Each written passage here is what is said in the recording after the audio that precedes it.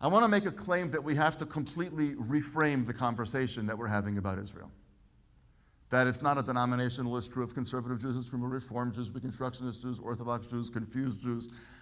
We have to have a different conversation about Israel. The conversation that we have about Israel is almost invariably a conversation about Israel's enemies. Almost invariably. The one place in the world where we do not talk that much about Israel's enemies is in Israel. We have lived in Israel for about 15 years now. Figure that there are approximately, I was never good at math, so we'll round out some numbers here. There are approximately 50 weeks in the year. So if you include Friday night and Shabbos afternoon, there's approximately 100 Shabbat meals a year. Take away a few because you're out camping and add a few because there's holidays. And we're there for 15 years. That's 1,500 Shabbat or holiday meals, very rough. I'm going to guess, and I'm not exaggerating. I would guess that we have talked about the conflict in 8 of those meals out of 1,500. We just never talk about the conflict. We have 2 kids in the Army. One signed on for 7 years in an elite forces unit. One is a 3-year kind of kid doing his duty but does not want to do any longer. Our daughter did 3 years instead of 2 years. Our son-in-law did 7 years instead of 3 years. It's not as if we're unaware of the conflict, but it doesn't preoccupy us. It is just simply there. It has to be lived with. But when I come to the States, which I do with some degree of regularity and periodically stay over for Shabbat and hear what's going on around the Shabbat table, almost invariably the disproportionate amount of conversation about Israel is not about Israel, but it's about Israel's enemies. It's not about Israel, but it's about Iran. It's not about Israel, but it's about the Palestinians. It's not about what Israel was created to be, but it's about what Israel has become because of the situation in which it finds itself. For those of us who start out completely committed to the proposition that Israel makes an enormous difference, that conversation, which while it may be exhausting, doesn't turn us off to the point that we walk away and don't look back. But for a younger generation, for which the Holocaust is ancient history, and I remind you, this is an astounding thing, but it's true actually, that the beginning of the Holocaust, the Shoah is a better word for it, I think, the beginning of the Shoah is exactly half as long ago as the end of the American Civil War. It's ancient history. To young kids today in high school, it's not one generation ago and it's not 2 generations ago. It's their grandparents or their great-grandparents. It's a very, very long time ago. And an argument for Israel's importance based on a sense of what happened to us a long time ago is not going to speak at all. An argument for Israel's importance because of, look what happened to the Jews of Cordoba, look what happened to the Jews of England in the 1200s, look what happened to the Jews of Germany in the 1930s. These Jewish kids feel so unbelievably secure in Greenwich and in New York and in Miami and in Los Angeles, and in fact, in the Czech Republic and in Krakow and in Munich and in Berlin, in all sorts of crazy places where we would not imagine that Jewish kids would feel secure. You cannot make an argument for Israel on the basis of what happened to the Jews in Europe. You cannot make an argument for Israel on the basis of the Jews, wherever they may live some sort of marginal, tentative, tenuous existence. They don't believe that. And for the vast majority of people, you can't make an argument for Israel's existence because you look at the Bible as some sort of real estate deed. God gave it to us, therefore it must be us. Because while we think we have a deed, they think they have a deed also. It's called the Quran. And we haven't quite worked that one out yet. You're probably aware of that. We have to have a different kind of a conversation about Israel, in which the conversation is not about Israel's wars, not about Israel's conflicts, not about Israel's enemies, but Israel's purpose. If I were to ask most of you to take out one of these kinds of things, and by the way, if you have one, it should be off, mine is, but if I were to assume it were on, which I know it's not, and I were to ask you to fill a screen with your best claim about why Israel matters or why the Jews need a state. If we were to do a Rorschach test or a kind of a quick response, which we unfortunately don't have time for this evening, what I think we would see is the vast majority of people would write something down about refuge. In case something goes wrong, Jews need a place to go. But here's the deal. It's, we changed the clocks. It's 1:05 in the morning in Israel. Now, one of my kids I happen to know got the week off, but one of them is in. And I don't know what he's doing now. But it's not at all unlikely that he's out there doing something.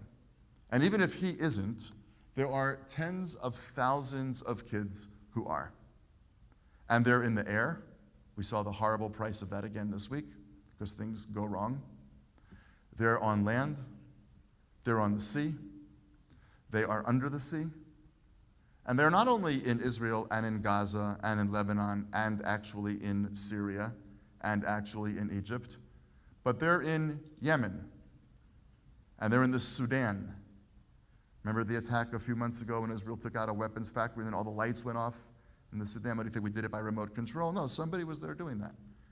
And when motorcycle accidents happen in Iran to scientists or whatever, we just did that by remote control. Ask yourself, how did that kid, and it's a kid, 22, 23, it's a kid in Iran. Ask yourself how he got in there. And ask yourself how he's going to get out. And what it's going to look like if, God forbid, he gets found. The reason that these kids do that cannot be that, well, if one day things go bad in France, Parisian Jews should have a place to run to. And if one day things go bad in Argentina, Jews from Buenos Aires should have a refuge. They should. But that's not enough of a reason for the tens of thousands of kids who right at this moment, literally right now, at this very instant, in the middle of the night there, are doing all sorts of things that you can't begin to imagine. And believe me, you think you can imagine, and I want to tell you, you can't begin to imagine. It can't be about that. It has to be for some greater purpose. And in order to just round this out by way of introduction, allow me the following hypothesis. Assume that somebody said to you, somebody is coming, I don't know, from some country, Micronesia. Actually, we shouldn't make fun of Micronesia anymore. It's one of the 8 countries that voted with Israel in the UN. There were some, enormous countries, which, United States, Canada, the Czech Republic, I think we got. Then we got Micronesia. We also got Nauru, which I did not even know was a country. It turns out it's a country of 10,000 inhabitants, which is less than the number of people who were at the AIPAC Policy Conference dinner. So there were actually more people at the AIPAC dinner than there were citizens of the country that voted for Israel. We didn't have a wide array of countries supporting us. So I use the following example of Micronesia, not, God forbid, to make fun of them. They're one of our 8 friends. But nonetheless, it's not, I don't know anything about it. I couldn't begin to tell you where it is. All I know that it's micro. In any event, imagine somebody's coming from Micronesia and you've got 10 days with them. They know nothing about America. And your job as a pedagogue is to give them a sense of what America's all about in 10 days. You can have them read anything, you can take them anywhere, you can have them meet anyone, they can, whatever you want. It's no budget, no constraints, you got 10 days. So you'll probably take them to the Congress, and you'll take them to the archives, and you'll take them to the Liberty Bell, and you'll take them to Constitutional Hall, and maybe the Alamo, and maybe Fort McHenry, and maybe Plymouth Rock, and maybe Valley Forge. And you'll have them read some stuff by Supreme Court justices about the country, the values that have made this country great, and you'll get somebody to discuss the Constitution with them, and somebody to discuss the Declaration of Independence and the Bill of Rights. And yes, you'll probably take them to Gettysburg, and yes, you'll take them to Arlington, so they'll know something about the wars. But you're going to discuss probably mostly the War of Independence, the Civil War, First and Second World War, and all that kind of stuff. And the question becomes, and of course Silicon Valley, and an Apple store, and of course CVS and Target, the things that make America great. How much time are you going to spend talking about the wars in Afghanistan or Iraq? Truth is, not very much. Those wars are very important issues for America, but they're not what America's about.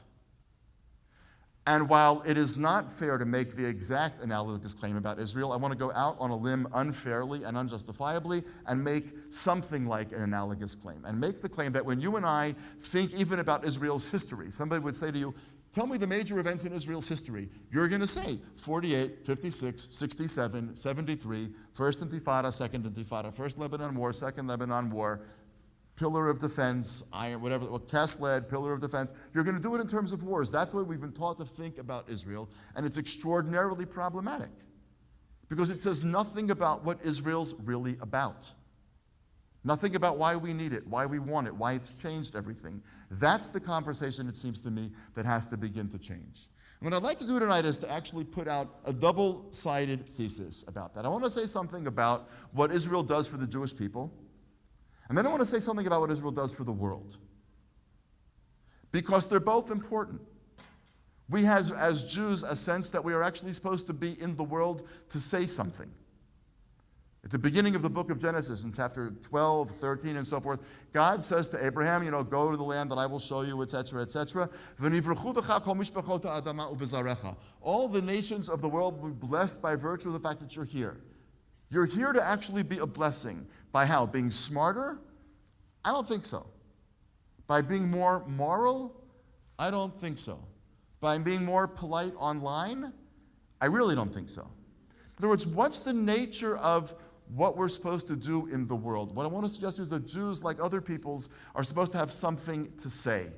And I want to argue for you in the second part that actually Israel is part of the way in which we say what we have to say to the world. And in the first part, I want to talk about what Israel's done for us.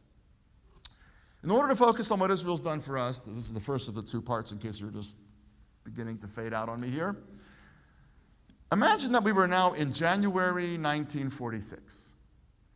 Okay? And you are exactly who you are. Intelligent, educated, Jewishly committed, thoughtful, sophisticated. Exactly who you are. Only it's not March 2013, it's January 1946.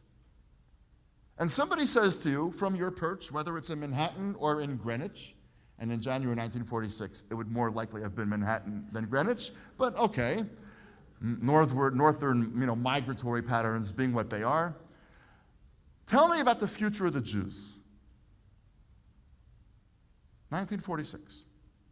You look around the world, what do you see? Well, there's a place called Eastern Europe, which is the only place in the world that Jews had existed for a very long time. The Jews in 1938 had been in Eastern Europe for 600 years, nonstop. Thriving communities, religious and secular and Hasidim and Mitnagdim and literary and all sorts of things.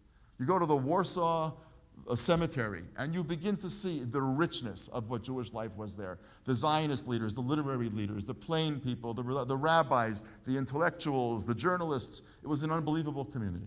But now it's January 1946. And when we say that Hitler killed a third of the world's Jews, that's a correct but meaningless statistic. It's a big percentage. But it's not the important number. The important number is if you look at Eastern Europe, Hitler killed 90% of the Jews. It's not that he came close to winning. In Eastern Europe, he completely won, if you can use that horrible word. Hungarian Jewry was deported at the very end, long after the world knew exactly what was going on, and Hungarian Jewry is no longer. Whatever there was of it survives mostly in Australia, quite literally, without exaggeration. So it's January 1946. You look towards Eastern Europe, there's nothing left to look at, except for the big shadow of clouds that still hang in the air over what went up through smokestacks. You move to the center of Europe, you can go to Greece. In Saloniki, they got rid of every single solitary Jew. You want to watch somebody stutter? Go take a tour of Saloniki, and when they take you by one of the synagogues, ask the tour guide, what happened to the Jews? They have nothing to say. France, the Vichy government gave over to the Nazis greater numbers than they demanded, just to be sure. England, first of all, the Jews were the targets of the same exact blitz that the rest of British Jewry had been part of, and the other part of their soul or consciousness knew that their government was sealing the shores of Palestine so that displaced persons coming from Europe had no place to go. That's Europe. The United States, I'm sure you're aware, FDR closed the shores of this country. The St. Louis got here, loaded with hundreds and hundreds of Jews who had nowhere to go. It was turned back. People went, sent back to Europe, many of them died. You're all perhaps familiar with a whole array of other ships. One that went up the Bosphorus, came down the Bosphorus it was coming from Romania, if I'm not mistaken, was on its way to Palestine. It broke down in Istanbul. The British wouldn't let it in. It stayed in Istanbul. There was 900 people on the boat with one toilet. Supposed to be a 14-day ride. 3 months stuck in the Istanbul harbor. The Turkish would not let them off the boat. It's only because of some wealthy Jews in Istanbul that they got food and water. It's a whole long to do. At the end of the day, the British said, we're not letting those people in Palestine. The Turks said, we don't need them. Nobody wanted them back in Europe. They towed the boat back up the Bosphorus into the Black Sea and left it there with no motor. The Soviets did not want the boat slipping over to their territorial waters, sent a submarine, one torpedo. It's called the Struma, the boat, by the way. Torpedoed it. The boat sank. 900 people died. One person lived. He still lives actually in Portland, Oregon. That was the world. And this country sealed its borders also. Canada sealed its borders. So you look at Eastern Europe, it's gone. You look at Central Europe, it's gone. You look at Western Europe, it's a hellhole. You look at the United States, American Jews are studying their shoelaces. They're so embarrassed. Then there's Palestine. January 1946, Menachem Begin is still in hiding. He's still being sought as a terrorist. The British are not leaving yet. The mandate is still in force. So it's January 1946, and somebody says to you, tell me about the future of the Jews. The only thing that you can actually say if you're a reasonable, thoughtful, intelligent, sophisticated, nuanced person like you are is, I think that the greatest days of the Jewish people are in the past. I mean, what other conclusion can you possibly draw in 1946? In 1946, in your wildest imagination, you do not imagine what exists in Greenwich, Connecticut. And in your wildest imagination, with chemical assistance, you do not imagine Manhattan. You don't imagine a world in which a kid wears a kippah, walks into a Wall Street firm, says, I'd like a job. Oh, and by the way, I leave at 2 o'clock on Friday afternoons, and during the month of September, I have 46 holidays, and so on and so forth. And, but here's my resume, and get the job. You just don't imagine that. You don't imagine a world where people can not only get jobs on Madison Avenue, they own the firms. You don't, in 1946, the world that you and I imagine doesn't exist. Not only in reality, but in anybody's imagination. And the question is, what changed? A lot of things changed. But the question also is, when did things really begin to switch in America? They did not switch in 1947 at the vote in the UN. They did not switch in 1948 when David Ben-Gurion got up in front of the proto-Knesset on a Friday afternoon and read the Declaration of Independence. They didn't end in 1949 with the armistice. They didn't change that much in 56. Although what changed in 56, by the way, was the first time that the State Department actually began to say, this country might actually make it. And nobody thinks about the 56 war. But the 56 war was the first time that American foreign policy began to think of Israel as a long-term entity. It did not turn the State Department into rabid Zionists, but it turned them into people who said, this was not a little thing that happened in 48 that lasted. It's actually a phenomenon that we're going to deal with. The change was in 67. And the change was in 67 not because Israel won, and not because Israel tripled its size in 6 days. The change in 67 was because Israel did not wait to be attacked. It was the first time in 2,000 years that the Jews saw what was coming and said, we're not going to sit here and wait. And we did what we had to do and took out the Egyptian Air Force on the tarmac before any planes took off. And that change changed European Jewry, it changed American Jewry, and it certainly changed Israeli Jewry. It's not a coincidence that it was in the summer of 1967 that Soviet Jews began to rattle the bars of their cage much louder than they ever had before. It's not a coincidence that it was at that point in New York and in Los Angeles, to a lesser extent, because it was a much smaller Jewish community back then, but in Chicago and Detroit and places where there were great Jewish communities, Jews began to come out of the woodwork because this was a different kind of Jew. This was a changed sense of who we were. If in 1965 somebody had asked you, tell me what you think the most iconic photograph of the Jew in the modern world is, the vast majority of people polled would have talked about that picture of the little boy in the Warsaw Ghetto with his hands in the air. You've all seen the picture. With his dress socks almost up to his knees, he's wearing a jacket and shorts. One of the amazing things about that story, by the way, is that his parents had gone to Palestine in the early 30s, had not liked it, and had moved back. He actually survived, amazingly enough, and the Nazi who you see in that picture pointing the gun at him was actually executed in the Nuremberg trial. So there is a certain amount of justice, quote unquote, at the end of that horrible picture. But that was the iconic picture. The iconic picture was the Jew waiting to be a victim. The little boy, so innocent, he has no idea what's happening to him, with his hands in the air. But by 1970, if somebody had said to you, tell me what the most iconic picture of the Jew is, it's not a little boy, it's those 3 paratroopers. It's not one boy, but it's 3 people. It's not a boy, but it's men. They're not in the Warsaw Ghetto, but they're in Jerusalem. They're not victims, but they are victors. In the first picture, there's a gun, and it belongs to the Nazi. In the second picture, there are no guns, but if there were one, you know exactly who they would belong to. It was an entire change in sense of self. What Israel has wrought is not just a refuge for Parisian Jews and Argentinian Jews and Russian Jews and 7 American Jews. What Israel has wrought is an entire different way for Jews all across the world to think about themselves. Israel has brought Jews out of the realm of thinking of themselves as victims on call, as people who can actually shape their own future. Now, what do we do with that future? There's actually an amazing phenomenon that we don't think about that Israel has done. We just don't think about it. But the truth of the matter is that in 1900, you could have taken every single person in the world who spoke Hebrew and put them in the building of the Jewish Theological Seminary. You might have to use the tower also, but that would be fine.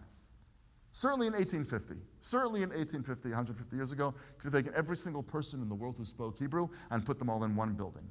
Absolutely. Now you fast forward to 2013.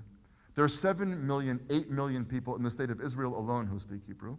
Lots of people all over the world. Israel has brought Hebrew back. And you go to an Israeli bookstore, and that language that 125 years ago or so, literally almost nobody in the world spoke, now there are hundreds of linear feet of linear shelves of all sorts of great stuff.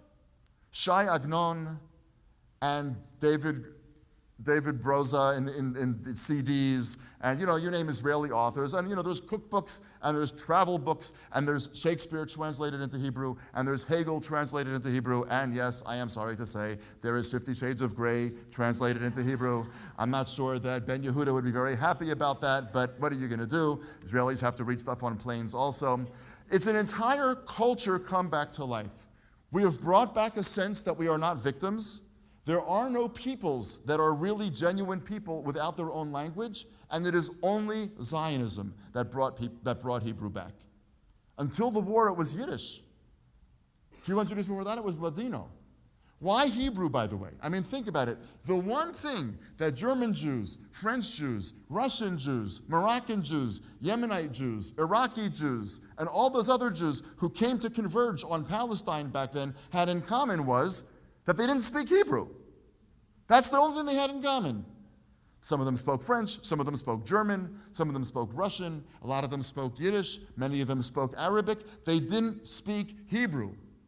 So why not make it Arabic, which was the language of the area? Why not make it Yiddish, which was most came from? There are a whole array of reasons. Arabic for obvious reasons, Yiddish because it was the language of exile, but most importantly, Hebrew was the language of the Bible, which was not a religious statement, but a historical one. The Bible was the book that told the story of the Jews the last time they were independent people. The desire to breathe new life back into that ancient language was an ideological claim. We are moving back onto the stage of history. So we're not going to be victims. We're going to have our own language. We're going to have our own history and our own narrative to tell. There are more memorials in Israel, not per capita, not per square mile, but absolutely, than there are in all 48 continental United States. Now, partly because America has the good sense to fight its wars very, very far away, and Israel has the misfortune of fighting them in our own backyard. I mean, literally, this is not an exaggeration. Do you know what our friends did who had kids in the army during the Second Lebanon War? On Fridays, they baked cookies and made cholent and drove the food to the kids in the north. It's just, you get in the car, you drive 2.5 hours, you're at the front. I mean, it's a whole different world. It's fought very, very close to home, which has a lot of disadvantages, a few advantages. One of them is that we actually live out our history. We were reminded of it all of the time. What Israel has done for the Jewish people is that it has actually made us, I think, and that includes Jews in Israel and Jews in the United States, France, Germany, Australia, wherever you think. It has turned us from a two-dimensional people into a three-dimensional people. It has made us a people with a language, a land, a narrative, all of the things that make real peoples real people. Can you imagine Russian culture? Can you imagine Dostoevsky in anything other than the Russian motherland and in the Russian language? It's impossible. Can you imagine great French literature Flaubert or anybody else, not in French. Translation it's not just that the translation can't capture it, though Bialik had a great line when he talked about translation. Bialik said that reading Jewish texts, but he meant any text, in translation is like kissing the bride through the veil. Which is to say, is it a kiss? Yes, it's a kiss. Is it the stuff of which dreams are made? Not in your wildest imagination. In other words, kissing somebody through a veil is a good start, but that's it. And to study Bible in translations, to study Talmud in translation, it's a very good start, and it's certainly better than not doing it at all, infinitely better. But there is a certain sense about a people that you get when you encounter its language in the original that you can't get otherwise. Just to give you one example. In English, we say to fall in love. Right? I fell in love with her. What does that mean? I took a look at her across a crowded room, and before you knew it, head over heels, tumbling, I couldn't think of anything else. I was waiting by the phone for it to ring, all that kind of stuff. What do we say in Hebrew? We don't say, I fell in love with her. We say, hit ahavti ba. Now, for those of you who suffered through some Hebrew grammar back in the day, you know that hit ahavti is actually a reflexive verb. Lehit labesh is to dress yourself. Lehit rachetz is to wash yourself. Lehit ragesh is for you to get all emotional, etc., etc. Hit ahavti ba literally means, we say it means I fell in love with her, but what it literally means is I came to love myself through her. It's a very different conception of love. Translations just don't always capture it. Those of you who know Yiddish, especially Yiddish curses, you know that the minute you translate it, it loses its potency. It's only in the original language that it really captures the venom for which Yiddish was invented. And if you haven't seen Jewish men telling jokes, it's an off-Broadway show. It's actually very cute and worth the evening. But what Israel did for the Jews more than anything is not refuge. What Israel did for the Jews was more than just simply giving them a place to run if they had no place to go. And it was not just restoring our people to its ancestral homeland. What Israel has done for the Jews is that it has entirely changed our sense of self. We are the people now charting the course of our future. We are the people who are going to decide what are we going to do when we face critical issues. I grew up in Baltimore, Maryland.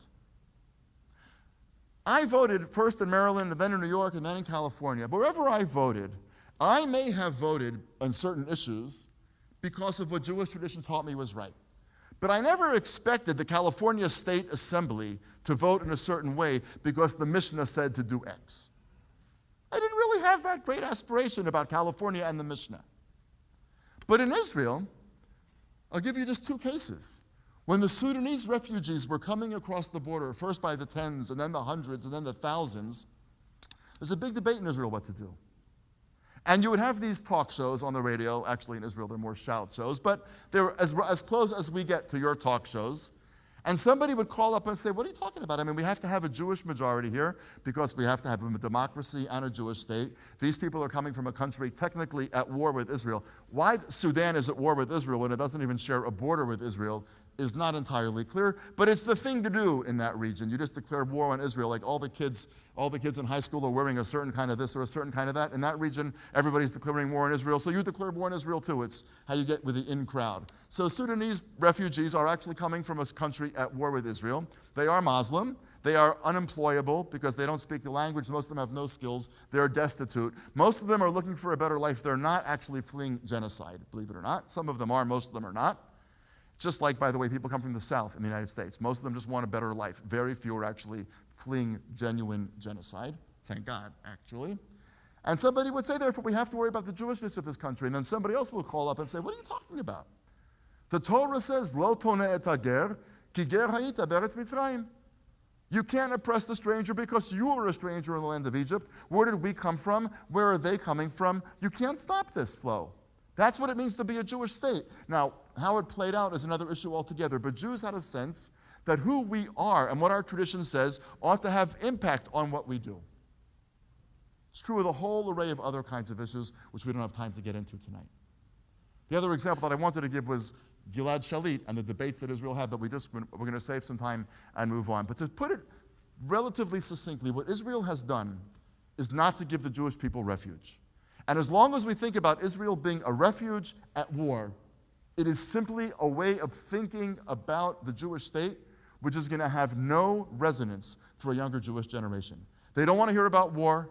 They don't think that refuge is that terribly important. The Holocaust is ancient history. They're going to say, it's just embarrassing to me. The arguments are old. The conflict is interminable.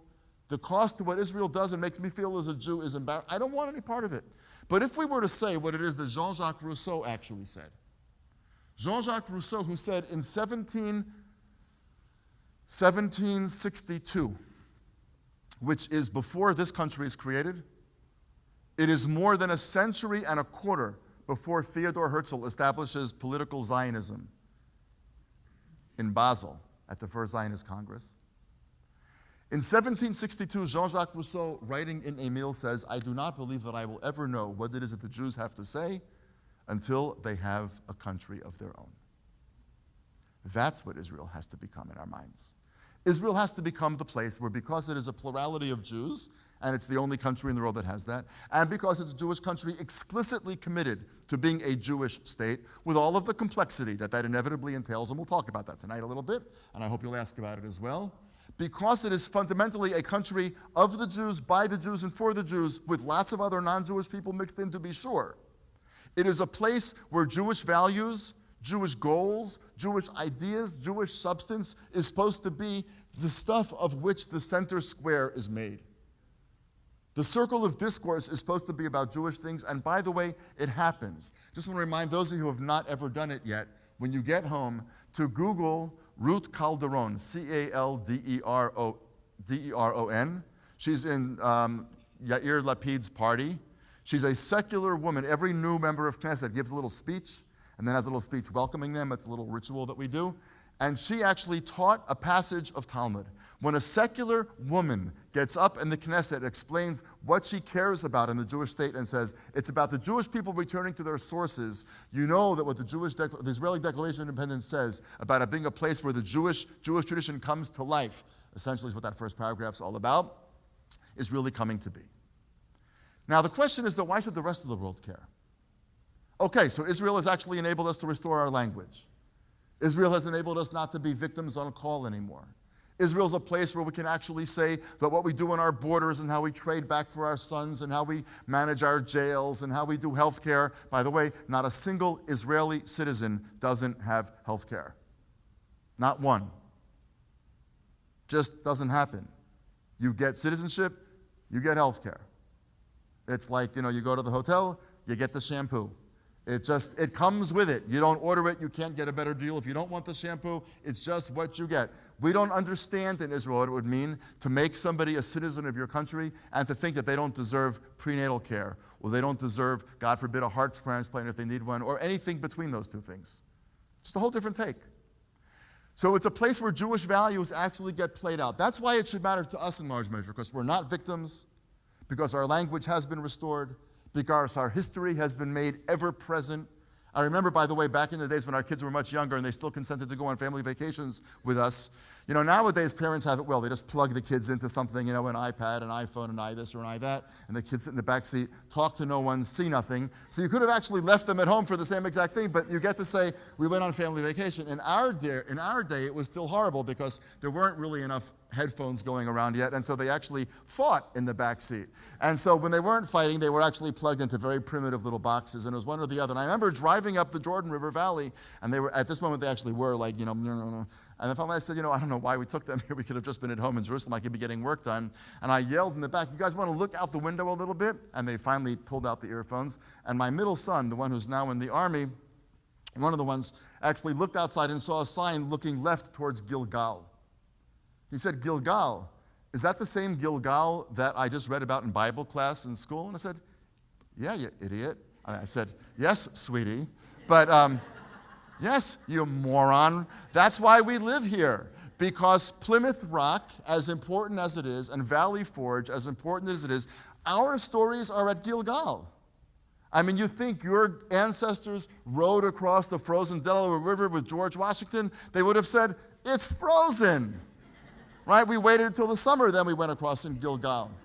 It has transformed our sense of self We're no longer victims. We've restored a language. We've made our history ever present. We have to begin to show people that when we talk about a Jewish homeland, we're not talking about a refuge.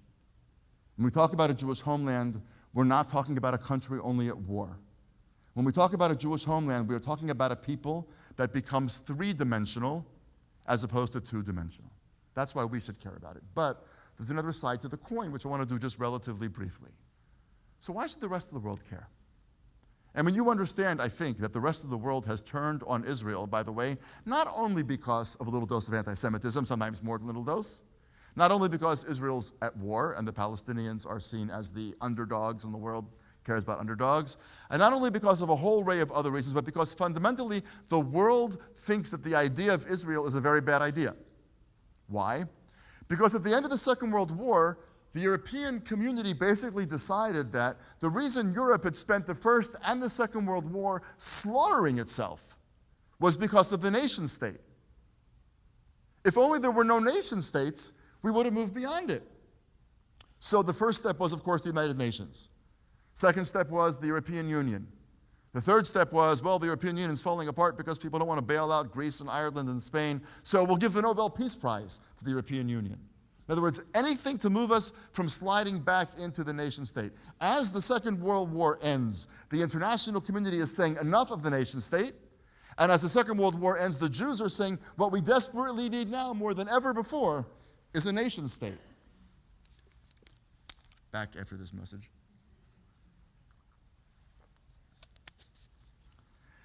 The prophet of that viewpoint, that the idea of the nation state is a bad idea, is not Jeremiah, not Isaiah, not Ezekiel. It is John Lennon. Imagine there's no countries, it isn't hard to do, nothing to kill or die for, and no religion too. You have no idea how lucky you are that I did not sing it to you. But John Lennon, in a song that captured the heart of the entire planet, imagine there's no countries and no religion too. Because we're all one big happy human family. And if only we got rid of countries, and if only we got rid of religions, we'd all get along. Israel is, of course, predicated on precisely the opposite idea, that religions make us noble, and that countries are, what Jean-Jacques Rousseau said, the platforms from which we can actually express what makes us different. I want to spend a few minutes on this, and then we'll wrap up. The idea that we should all be the same is one of the most dangerous ideas that has plagued humanity from the get-go, because it's fundamentally an imperialist idea. What people do when they capture other countries is try to make them the same. Look at the Soviet Union, look at the Roman Empire more or less, look at the British in India, etc., etc. It's a whole long to-do. But Israel actually says something unbelievably important to the world. That though you convince yourself that you're better off taking all the borders of Europe and erasing the borders and blending the languages and beginning to homogenize the cultures, the truth of the matter is what you're doing is destroying something that people don't want to get rid of. Well, you think the parents living in Bavaria want their children to know the same songs, read the same books, eat the same food, and worship in the same way, and have the same memories as do the parents raising children in Normandy? Are you crazy? I mean, you live surrounded by Christian people, many of whom you respect and like, your colleagues, your neighbors, your friends, but you don't want your children to know exactly the same songs, or have the same memories, or worship in the same way. Because at the end of the day, it is our difference that makes us who we are. We have pictures of our grandparents on our walls that we hope our grandchildren will still hang on their walls. And the truth is they'll have no memories of those people. And those apocryphal family stories will have gotten diluted and changed over the course of time. They won't be really quite sure where they came from, etc. But we want those pictures to be there because it's where we come from. It is our roots. It's what we want to try to preserve. And we want to try to preserve it not only because it's ours, although that's a very important part of it. We want to try to preserve it in large measure because it is in our difference that our significance begins. If we are exactly like everybody else, who cares if we're here? It only matters that we're here because we're not like everybody else. And I'll give you a couple of examples of how other cultures can teach us a tremendous amount. So, if you want to go to Tuscany, I mean, why would you do that? I'm not here to tell you that what you guys have done to your American airports is a shanda. That's what I talked about Yiddish before. It's just unbelievable what you've allowed to happen to your airports.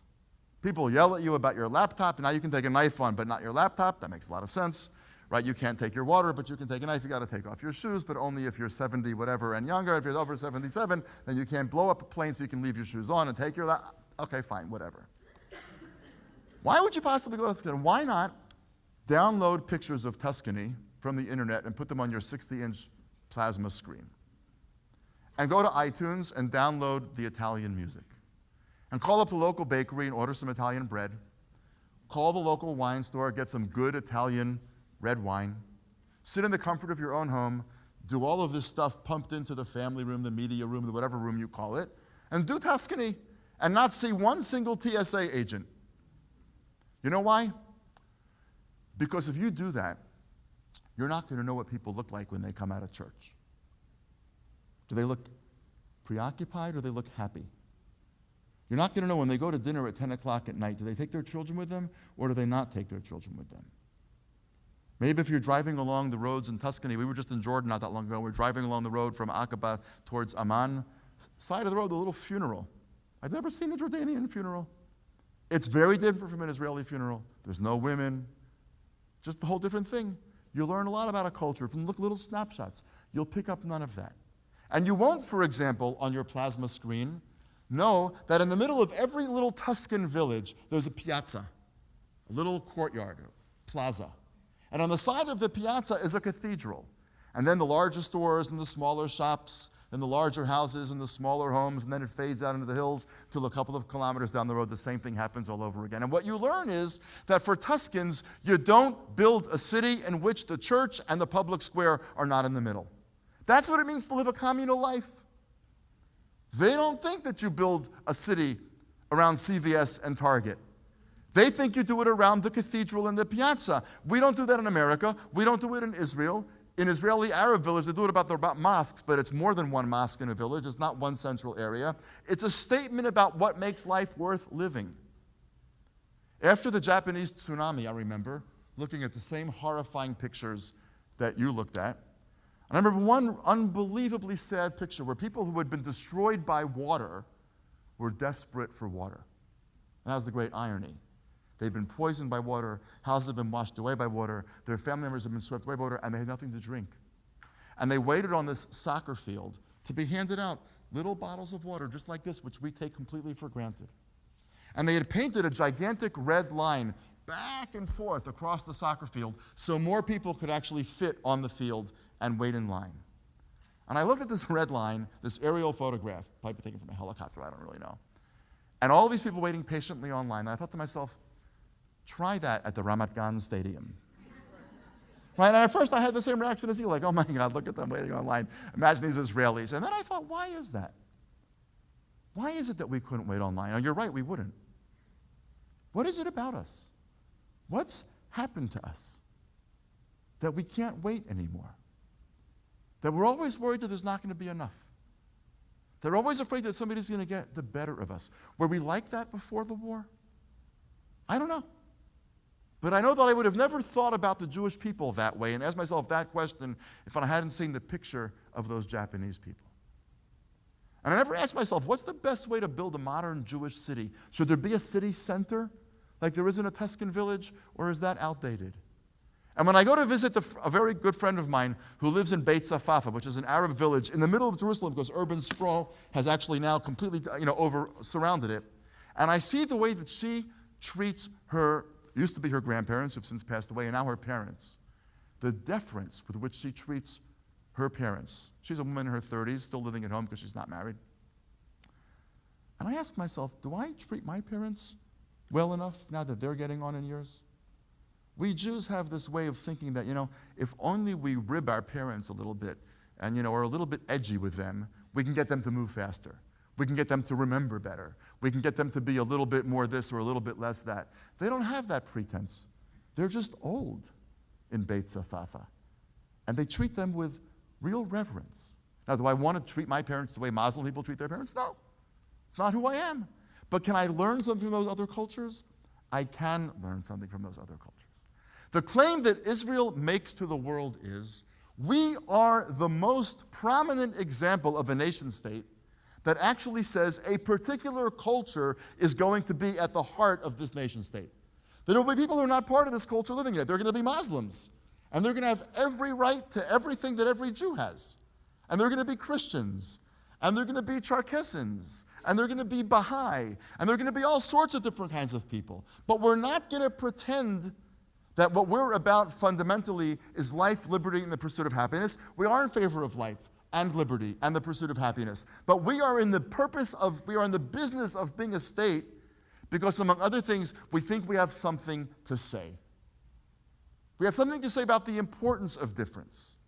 We have something to say about the importance of distinctiveness. We actually say to the world, go ahead and do your European Union thing. But we warned you. It can't work. Because people come from certain places. And people want to be a certain thing. You cannot take an entire continent and blend those people together. And not doing so, by the way, is not going to consign you or condemn you to war. The wars in Europe were caused not by the nation state, they were caused by the absence of democracy. You can't think of an example when a real democracy, not a paper democracy like Iran or Gaza or Germany before the war, but a real democracy. You can't think of an example when one real democracy declared war on another real democracy. It was the absence of democracy that caused the wars, not the nation state. Now, does it mean that Israel's absolutely right? I think that Israel's right, but that's not the point. The point is that Israel is what enables the Jewish people to actually have a voice and say to the world, you know how those Tuscans construct communal life? You know how Arabs treat their parents? You know how Japanese people wait deferentially? We actually have something to say about difference and about uniqueness and about purpose. And in an era in which the world has swallowed up John Lennon's philosophy, hook, line, and sinker, we're here to say John Lennon was a great singer. John Lennon was a great musician. And John Lennon was a god-awful political philosopher. He was just 100% wrong. And we're here to remind you that our Tanakh, our Bible, speaks about the importance of difference. And we don't have time to do it tonight, but the Tower of Babel is about that. And the story of Abraham is about that. And the story of the Israelites in Egypt is about that. And the very closing passage of the Tanakh at the end of 2nd Chronicles when Cyrus says, everybody who is part of this Jewish people, go back and build your God a temple, etc. The whole Tanakh is about the idea that different peoples need different homelands in order to say different kinds of things. Now, it may very well be that you don't buy that argument. And man, I mean this completely seriously. That's completely 100% fine. You may not buy the first argument. You may not buy the second argument. You may not buy the argument about what Israel does for the Jews. You may not buy the idea that what Israel does for the international community. They're both fine. I'll think you're wrong. You'll think you're right. And that's what makes for an interesting conversation. But here's what I would like to suggest by way of conclusion. Even if you don't buy the specific claims that I've made about what Israel does for the Jewish people, or what Israel does for the international community, and what it does for the Jewish people in doing that, because it restores us to some sort of prophetic world, we have something to say. So when God says to Abraham, the nations of the world will be blessed by your being here, it's not because we're smarter or more moral, which we're not, because we have something to say. It's like the Japanese have something to say, and the Tuscans have something to say, and the Muslims have something to say. Even if you don't buy those ideas, here's what I beg of you. I beg of you to help me and all of us together across the Jewish community in the United States, in Israel, and far beyond to reconfigure the conversation that we're having about Israel. Even if it's not this particular claim, it's got to be about the same questions. Why do the Jewish people need a state? How has having the Jewish people enabled the Jewish people to be different? And how is having a Jewish state enable the Jewish people to have a different place in the international community? We simply, positively need to engage in that new conversation. The old conversation of the Iranians are bad and the Palestinians will never make peace, which is true, by the way. It's unfortunately true, but it's just, okay, it's there. We have to live with it. We have to live with it morally, We have to raise our children to be willing to fight for their country when they have to. There's nothing pretty or pleasant about it, and it's a huge issue, and I'm not pretending that we should pretend that it's not there. It is. But it can't be what the country is about. And when our conversations about Israel, as I said at the very outset, are only about our enemies, when our conversations about Israel are only about the people trying to do Israel in, and we never talk about why we wanted a country in the first place. We never talk about why having a country actually enables us to be different than we would have otherwise been. Think of January 1946. When we never ask ourselves how having a country enables us to have a voice in the international community, what I think we do is we consign a conversation about Israel to a kind of conversation that a younger generation simply won't want to have. The last statistic that I'll give you tonight is that a couple of years ago, more than a few years ago, 5-6 years ago now, Stephen Cohen, who works at Hebrew Union College, done a lot of work with Arnie Eisen at Jewish Logical Seminary, and so forth, did a study of American Jews in general. It's a whole long study. It was called Beyond, it'll come to me in a minute, what it was called. But they actually asked people a whole array of questions about their attitudes to Israel. One question that they asked, just one of dozens of questions, was, if Israel were to be destroyed, not fade away, but destroyed, would that be for you a personal tragedy? Not surprisingly, those people 65 and older, 80% or something said it would be a personal tragedy.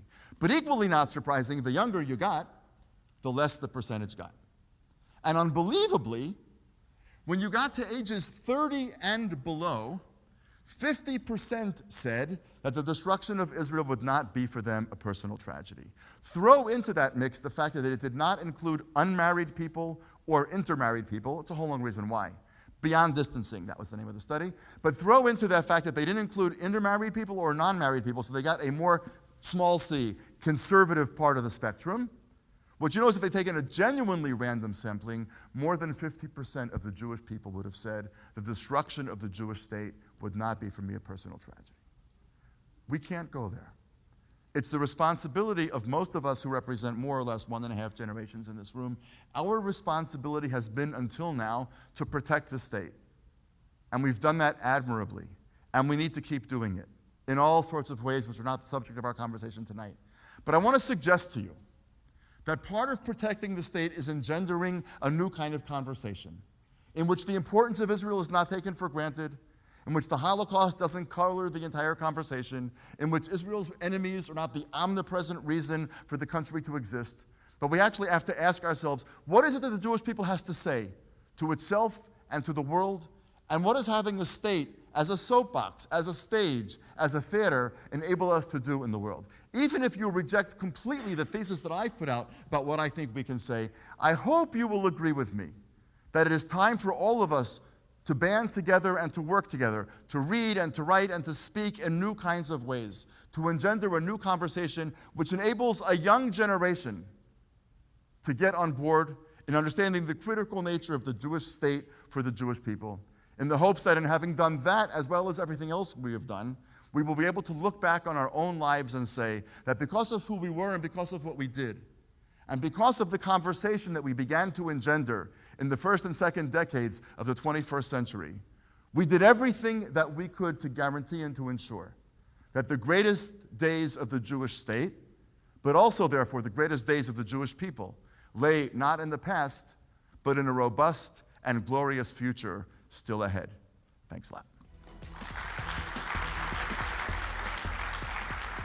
We would be pleased to send a complimentary DVD of this program to anyone who wishes to support Shalom TV with a tax-deductible gift of $36, double high or more, to the nonprofit organization Jewish Education in Media. Simply visit the Shalom TV website homepage and click on the Donate button to make a donation by PayPal or your credit card. And please indicate the program for which you would like a DVD. Or you can send your tax-deductible check made out to GEM. To GEM, Post Office Box 180, Riverdale Station, Bronx, New York, 10471. And again, please remember to indicate which program you would like to receive on DVD with our compliments. And we thank you for your kind support.